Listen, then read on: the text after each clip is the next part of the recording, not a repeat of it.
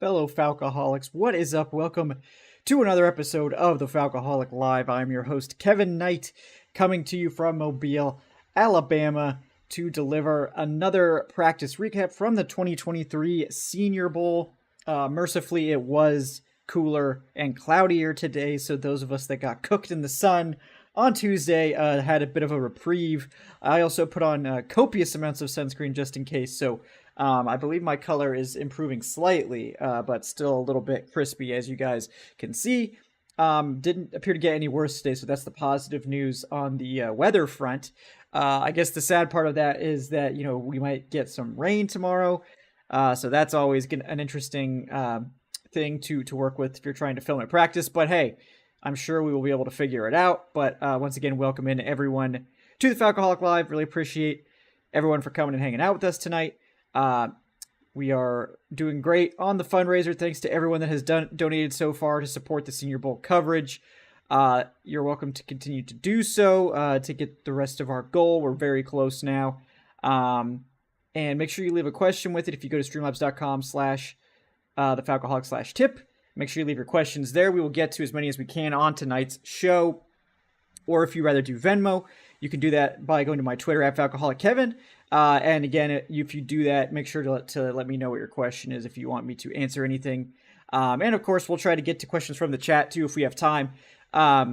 Always try to interact with you guys as much as possible, but it can get a little crowded, as you might expect with these events. So appreciate everyone for coming in, and let's get right to it with a pretty active day of practice on both sides of the ball. This was a good day of practice, just like last year.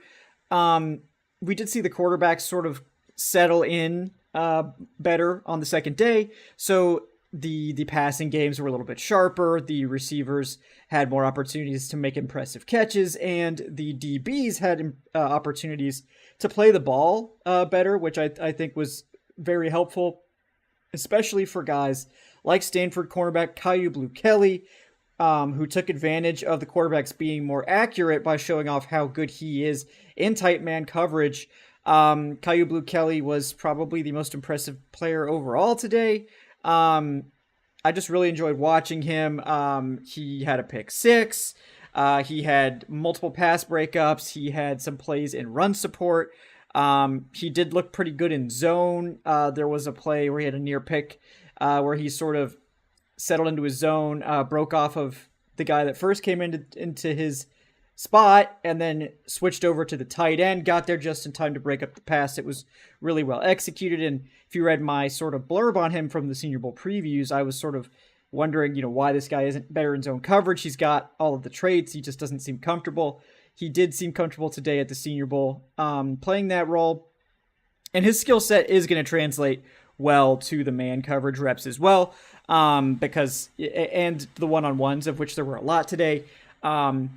So I was really impressed by Kyu Blu Kelly. I think he really helped himself today, really helped him stand out from that sort of clump of corners that are in that mid-day two sort of range.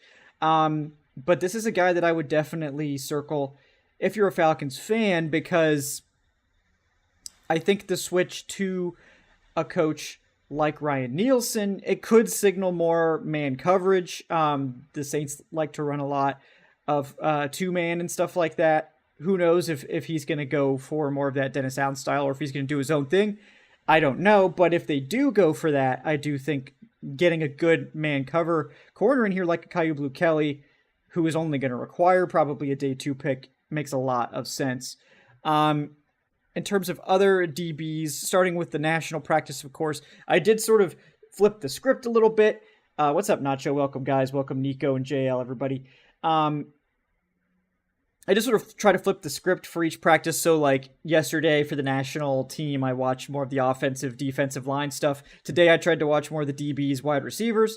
And then for the other practice, I did the opposite. I sort of flipped it around. So I tried, after today, I should have like a fuller spread of how everyone has looked, give or take a few guys. But that was sort of the plan, and I think I was able to do that pretty well.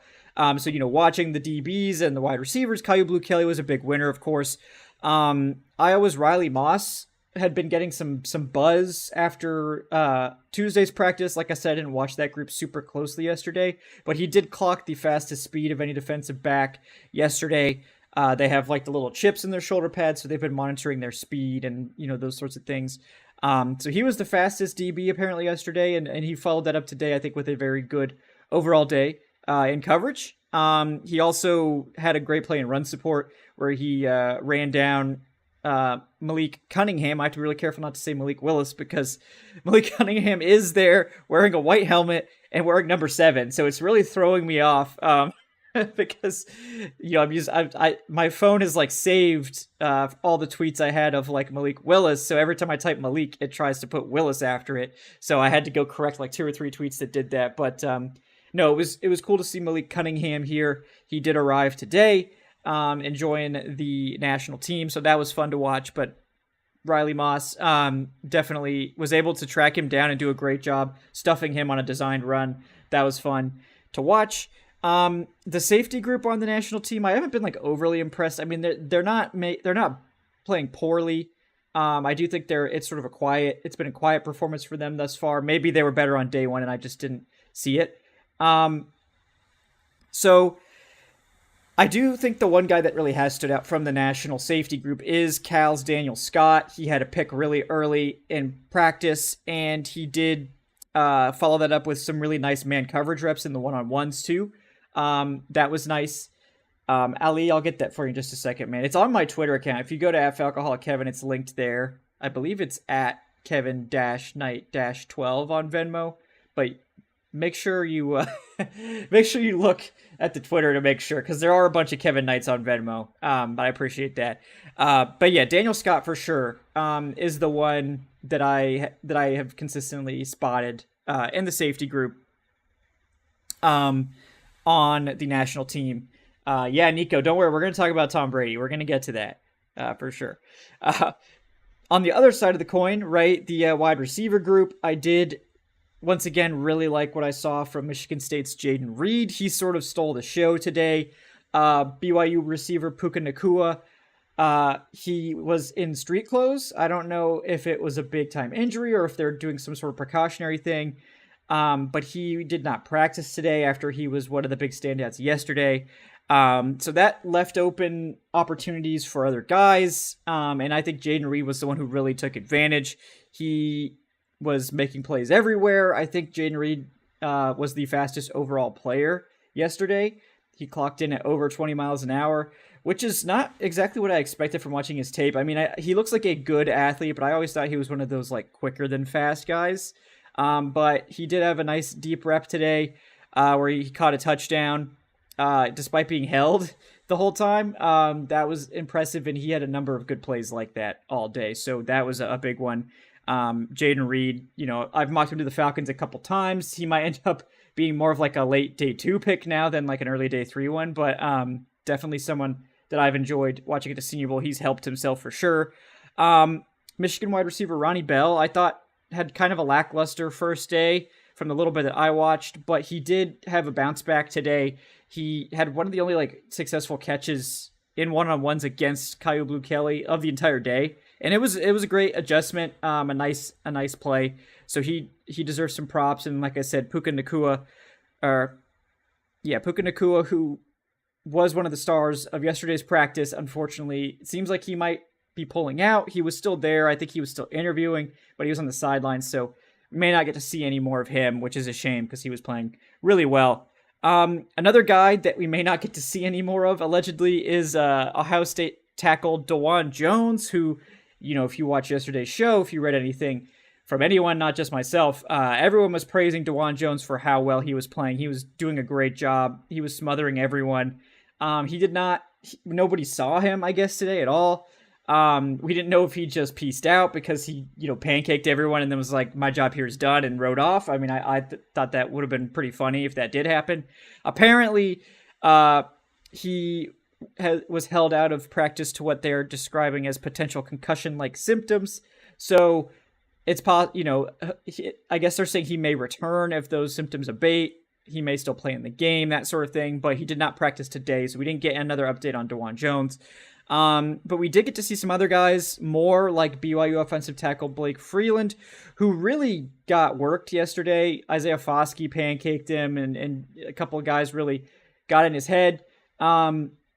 But Freeland really bounced back today. I thought he played a lot more under control. I thought his punch timing was way better.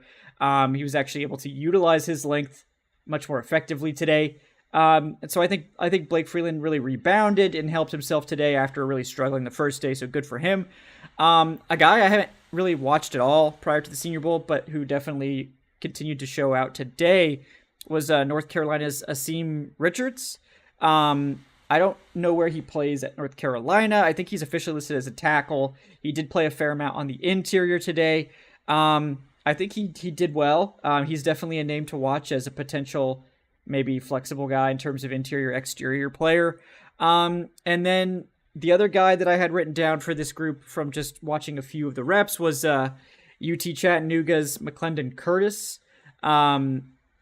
He just looked like he was really difficult to dislodge. I think he acquitted himself well in 1v1s, and a lot of the guys that I was sitting with that were watching more of the offensive line stuff were talking about him as a really impressive player this week, including yesterday. So that's definitely another name to monitor if you're looking for interior offensive line help.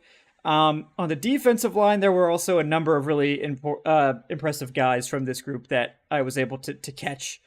A big one, I think the biggest one today, well, there were a couple of big ones. Keion White from Georgia Tech is one, certainly. He's been one of the best defensive linemen here, period. He was playing some on the inside. He's been playing some on the outside, but he's just very difficult to block 1v1. You can tell how strong and explosive he is. Clemson's KJ Henry, the edge rusher, I really liked him yesterday. He had another sack today. He just was really tenacious with his pass rush. I liked his pursuit. He was just really wreaking havoc, so good for KJ Henry. Did get to see Coastal Carolina defensive tackle Gerard Clark bat down another pass. He just looks like he's a handful to deal with. Big guy. Liked that. I liked what I saw from Gerard Clark, so he's another name to keep an eye on. And then this guy, Northwestern's defensive lineman, Adedamua Adibawore, I think is how you say it, but I apologize if I butchered it. But he was somebody I did find interesting in sort of the pre-Senior Bowl process as sort of like a tweener. I think he measured in at like 6'1.5", 285 pounds, played a lot of edge at Northwestern, but they've been playing him mostly inside here at the Senior Bowl, and he's a handful. He's a handful to deal with. He really does sort of pop up out of his stance. He really knows how to utilize his leverage as a shorter defensive lineman. And I think he's definitely a name to monitor as just one of those kind of unique guys. You sort of, I think, probably have to play him as like an interior pass rusher and then maybe more of a 5-tech type of guy on the outside as a run defender. But definitely someone who impressed and has been flashing a bit. Just to figure out where you want to play him. A couple other guys I wanted to mention. Washington State linebacker Dion Henley. This is the leader of the defense out there for the national team. He was always hyping his guys up. He was the huddle guy. He was the guy that was getting all the calls and relaying them to the defense. Those types of things are important, even at an all-star game like this. He was sort of the life of the national defense. He was really responsible for them. I also think he played well too.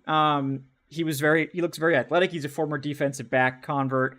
So he looked really good in coverage. He had some great man coverage reps in the one-on-ones, was making impact plays. Just a guy that I would definitely keep my eye on. I think he's someone that has really helped himself this week. And then Illinois running back Chase Brown is definitely a guy that I enjoyed watching once again today. He had a big run. He caught some nice passes. Texas running back Roschon Johnson broke a bone in his hand yesterday, unfortunately, so he pulled out. That gave, I think, Chase Brown a little bit more time to shine. He did a great job in that area, was really impressed there. So those were sort of my guys from that from the first practice of the day, which was, of course, the national team. And so far, I think this was a better overall day, especially for the offense of the national team that kind of struggled yesterday with the quarterbacks getting their feet wet. They were better today, and I think that helped both the DBs and the receivers look better as a result. Because it's like when the ball's overthrown or underthrown or not close, it's like neither guy really gets to show off their stuff, or at least not their ball skills in any way. So that definitely helped the national team have some better reps out there. Moment.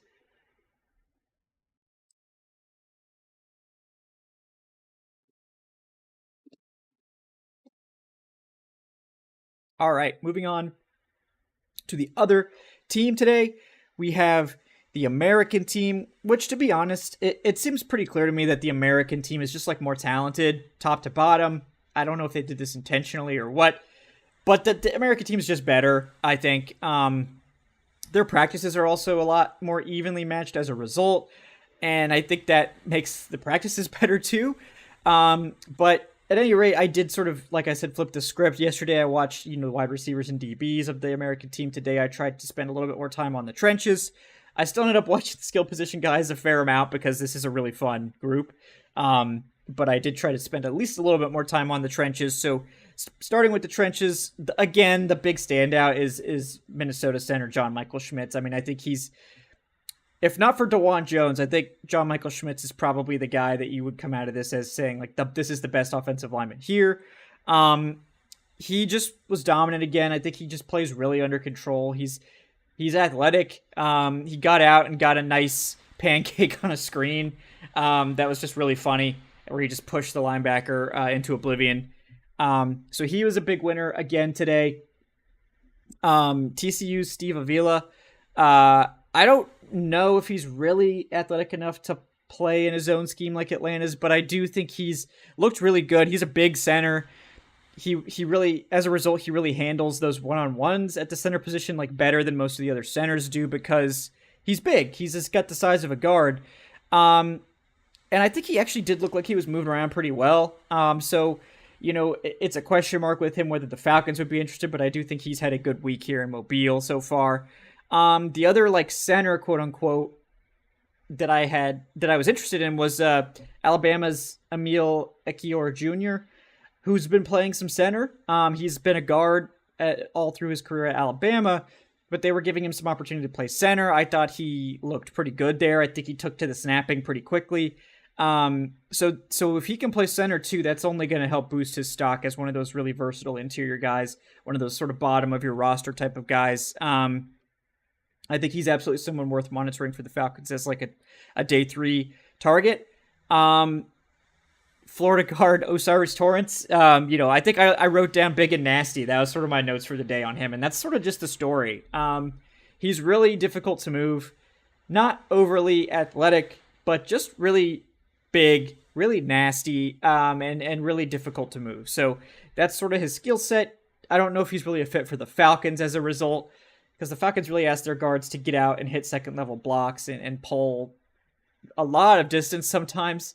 I'm not really sure that's Torrance's game, but he's big and nasty and fun. So, hey, I wouldn't be upset just because he's a fun player, but definitely someone who's acquitted themselves well thus far. The tackles, I don't think these tackles are quite as good as the Nationals, especially when DeJuan Jones was there, but I do think, Tennessee's Darnell Wright was pretty consistently good. Syracuse's Matthew Bergeron, pretty good. And then I did think Georgia's Warren McClendon Jr. had a better day today as well. So he was playing well. Those 3 tackles, I think, are all having good weeks overall. And it's a solid, not necessarily spectacular group, but I think they are showing that they're absolutely good enough, and they're just rock solid. And I think that's sort of how I feel about Bergeron and Wright and McClendon, that they're just all sort of solid to good tackles. I think Bergeron is going to be more appealing to a zone scheme like Atlanta's. He moves really well. Wright is more of a power gap style tackle, and Warren McClendon I think has some versatility, but those 3 were looking good. On the defensive line, this is just a really talented group also. Honestly, Iowa State edge rusher Will McDonald IV. I think he's been like the most impressive relative to expectations defensive lineman so far, like period. He's just been really speedy, really explosive. He's used his hands super well. He got a sack off of Darnell Wright, which has been really difficult to do. And he's been dropping in zone and making plays too. So I do think that Will McDonald IV is maybe the one right now that I would say has like really elevated their stock from where it was coming in. He's someone definitely to keep an eye on. And as someone who's been very impressive, more so than I thought. Yeah, Nacho. Cody Mock, he did have a really good day one. They were moving him around more today. He did play somewhat at guard. They also played him quite a bit at center, and that didn't go super well. He had struggles snapping the ball. But like Mock, I think at guard looked great. I think the few reps he's played at tackle looked great. He didn't have like as good of a day, I guess, like as impressive overall because the center reps didn't go super well. But I do think Mock as a whole has had a good week here in Mobile. Tyler Russell asked, what percentage of Senior Bowl invitees go in the draft? Most, I think. I think it's like 75% or more get drafted for the most part. So most of these guys will be drafted. It pretty consistently, this group is mostly drafted. So, and that doesn't even count undrafted guys, which I'm sure a bunch of them come from here too. But yeah, this group definitely gets drafted for the most part. Speaking of getting drafted, Auburn edge Derek Hall, projected first round pick. He looks the part. Really powerful, really explosive, just really damn hard to block one-on-one. So yeah, Derek Hall is exactly what I was expecting. He's been really good. One guy I haven't seen a bunch of, but that I did like over the past few days as TCU's Dylan Horton. Looks like a big 5-tech edge, maybe someone who can reduce inside in like NASCAR pass rushing packages, but he's been pretty effective. He's been really pushing offensive linemen back and creating some disruption. So he's definitely one to keep an eye on. And then a guy I was hoping to see more of on the first day definitely showed out more today. That's South Carolina defensive tackle Zach Pickens. I did think he had a more active day today. I saw him in the backfield a bunch of times.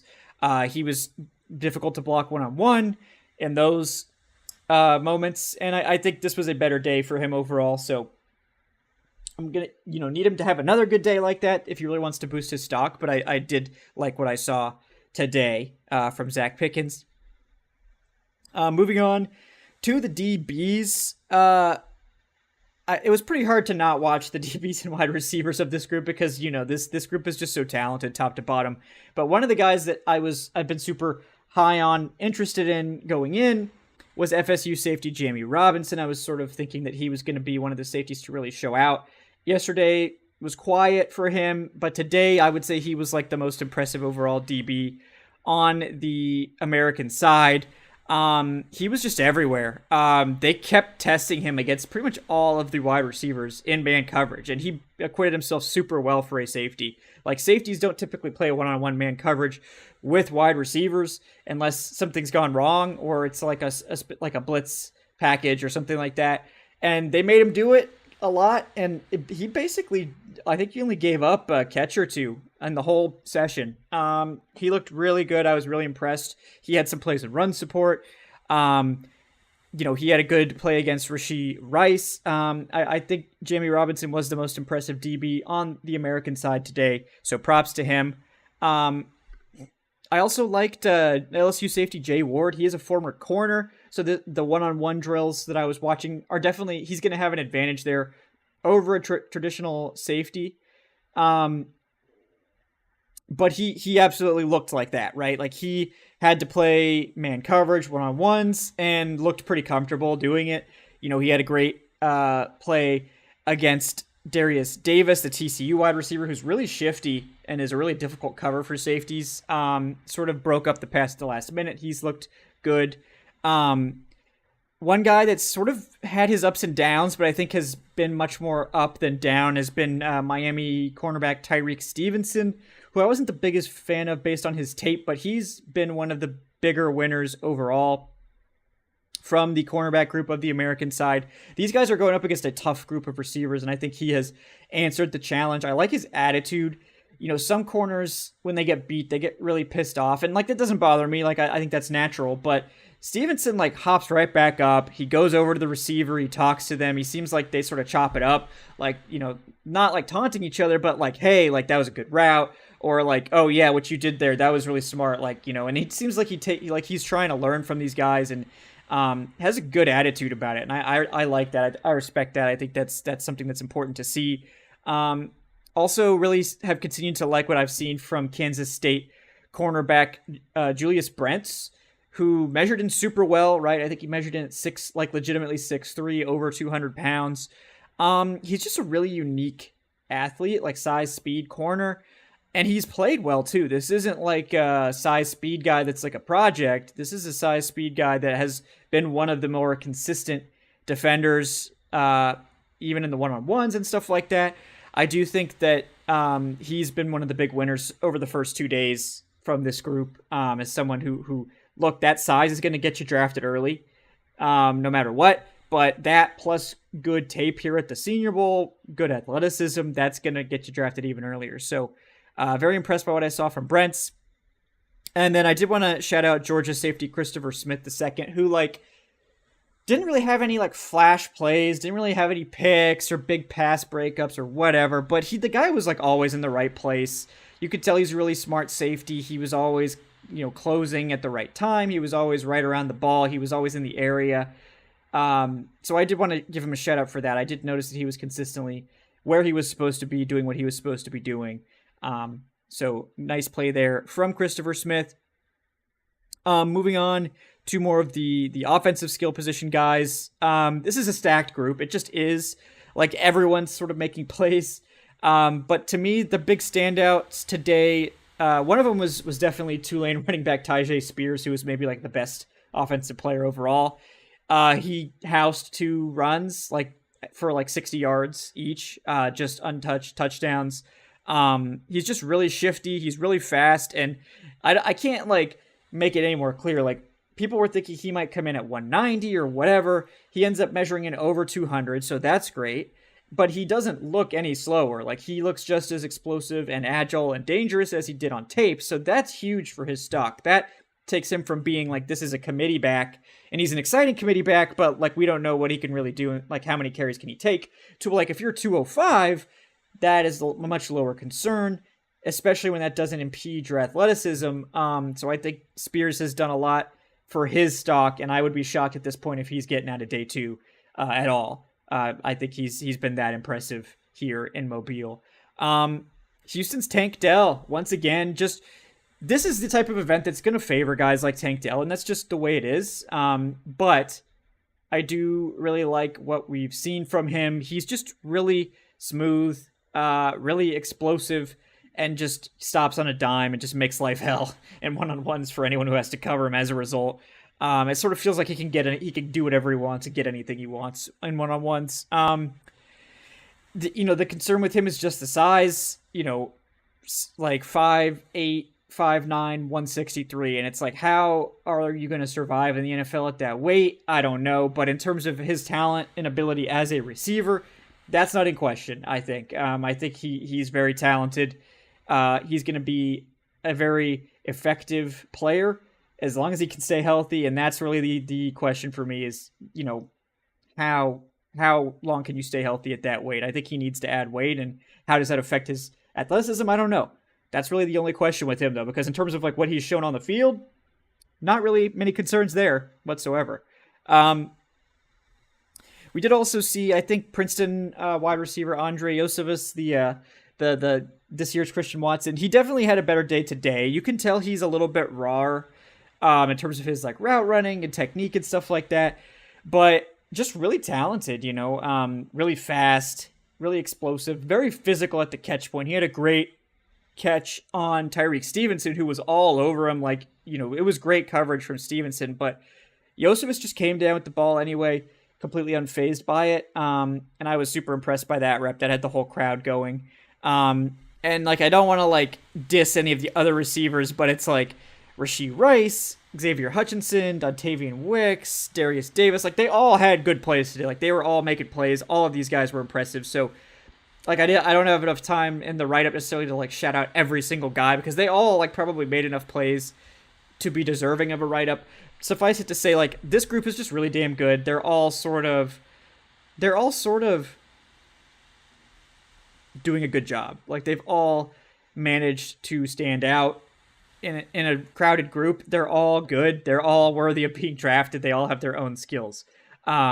So you know, I this is a really good receiver group. They're sort of like, I mean, I really think the Senior Bowl should have split these guys up more because it's almost like they're just like overshadowing each other. Like I think if you bring in some of the not like bad receivers from the other group, none of them are bad. It's just like they're a little bit quieter. They're not as flashy.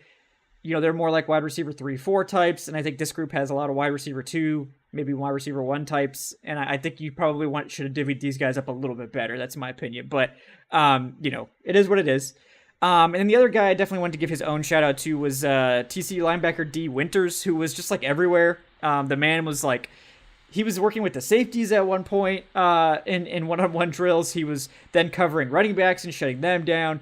Then in team sessions, he had a pick where he just dropped and picked up the quarterback really easily. And then right after that, came in coverage, was just a step behind the guy, but came in there, blasted the ball out, it forced a fumble, and the defense returned it for a touchdown on back-to-back plays. So he was definitely a big winner. You could tell he's a leader. Like, everyone's talking to him.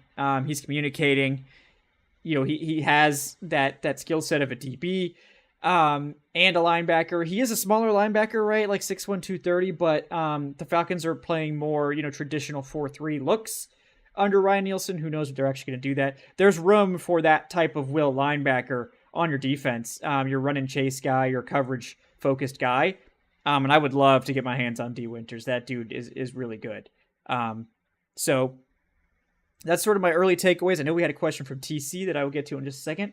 I do need to take a drink here because the throat is getting dry. So.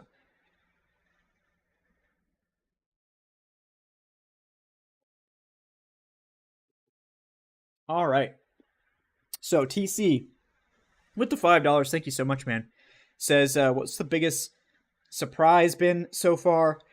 The biggest surprise, I'm trying to think of who has really shocked me out of this group. I mean, it's probably like Iowa State's Will McDonald, who like I was sort of interested in, but never didn't even really bother watching much of because I figured, oh, this is like a day 3 edge guy. You know, I think he's got some good tape out there, but like he's not a priority. I'm not even going to really bother watching him. And I would say he's been like up there with like Derek Hall and some of these top guys in terms of his production during the Senior Bowl. His hype is going to continue to grow off of this. And I've been very impressed. So probably Will McDonald IV is my guy. Tyler, it's from you know, the hotel bar, but it's yeah, it was a cherry vodka sour. Was technically what it was.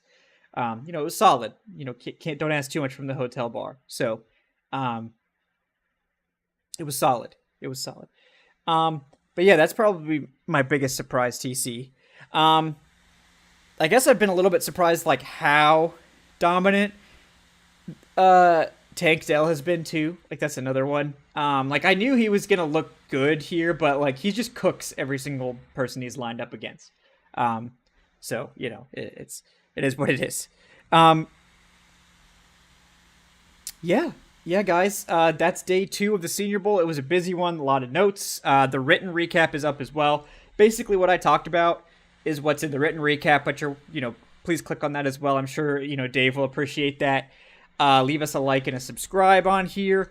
I will try to get some more clips up here in just a little bit as well. I do have just so many. And the internet at the stadium is super hit or miss with no explanation because I have 5 bars of 5G and there's also Wi-Fi. The 5G seems to work better. The Wi-Fi doesn't seem to work super well, but half the time the clips just don't post when I try to send them during the day, so that makes them back up pretty badly at night. I'll try to get the best ones that I can find out over the next hour or two. So hopefully there'll be a couple other good ones in there if you check back. But yeah, I just really appreciate everyone tuning in tonight. I do want to touch, of course, on the Tom Brady retirement. Good riddance, right? No. Great career for Tom. He definitely should have retired last year when he said he was going to the first time. Didn't end up going through with it. It seems like it caused him some problems, unfortunately. But and then he came back for a bad year with the Bucs on a team that was just not very good, sadly. So, Tom, you're the GOAT, but stay retired this time because he doesn't want that smoke from Desmond Ridder. He saw one game of Desmond Ridder and he was like, I don't want to deal with this again. So that's my takeaway there. But yeah, I know somebody mentioned Chris Richard getting fired by the Saints, which is a weird call for them. But Chris, come on down to ATL, buddy. We'll make room. We'll make room in the coaching staff for you. No problem whatsoever. He's a great coach, so it's weird that the Saints decided to move on from him and a bunch of other good coaches. So Dennis Allen's still there though. So, the heir apparent to Sean Payton. I was told that there would be no drop off on that team because the coaching staff had remained consistent. So, but yeah, guys, thank you. Thanks for hanging out tonight. Like I said, like and subscribe if you haven't already. You can follow the show at Falcoholic Live on the Twitters. You can check out our Discord at the link right there. Jason Gaines with the $2. I'd like to take this opportunity to dump on Tom Shady. He really held off retirement for another year to get divorced, lose to Trubisky, and the Panthers quarterback PJ Walker. Maybe he can now become a full-time crypto salesman. Oh wait, that didn't go so well either.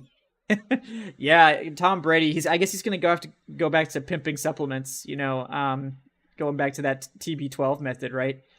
So that he's down bad. He's down bad, Jason. Thanks for the donation. But yeah, guys, thanks for tuning in. If you're watching, like and subscribe. If you're listening to the podcast audio, leave that 5-star review. Appreciate that. Thanks for hanging out with us. We'll be back once again tomorrow night for the final day of Senior Bowl practice.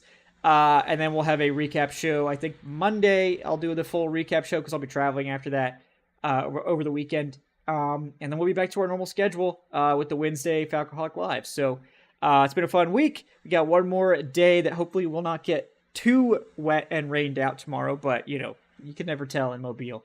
But thanks, guys, so much. Like I said, you can support the show on Patreon if you're interested in that. It's patreon.com/Falcoholic Live. And yeah, for those that were wondering the Venmo information, if you're looking to donate to the fund, it's on my Twitter for sure. That's going to get you to the right Venmo. There's just like a link on there.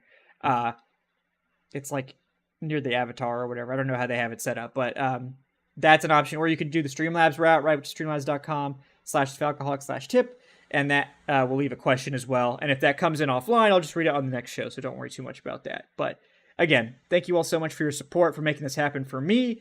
It's tremendous content, but it's also a lot of fun.